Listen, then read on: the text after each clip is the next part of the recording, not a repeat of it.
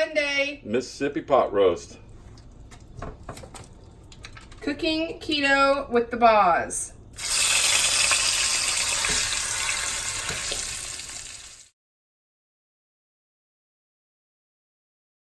We got a 3 3/4 pound beef chuck roast. We seasoned one side with some just seasonings in my cupboard, some Tony Chachere's, some black pepper. We're just going to brown it really good in my iron skillet before we go ahead and move forward. Okay, I went ahead and put a 1/4 of the stick of butter in the bottom, and that's all my pan drippings and onions and garlic, a jalapeno that we grew outside, and my fresh basil that we grew outside. And now we're going to put the rest of this butter that it calls for on the top of the roast for this awesome gravy that it's going to make on its own.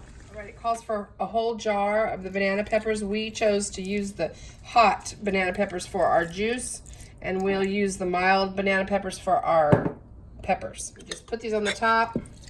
You can use as many or as few as you like.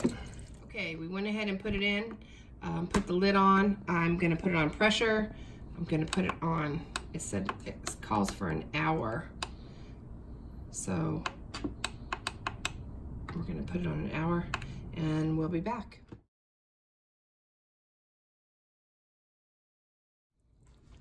Okay, now we take this out and add our vegetables. Okay, we're gonna use radishes and jicama, and we're gonna see which one we like the better in place of potatoes. Cabbage.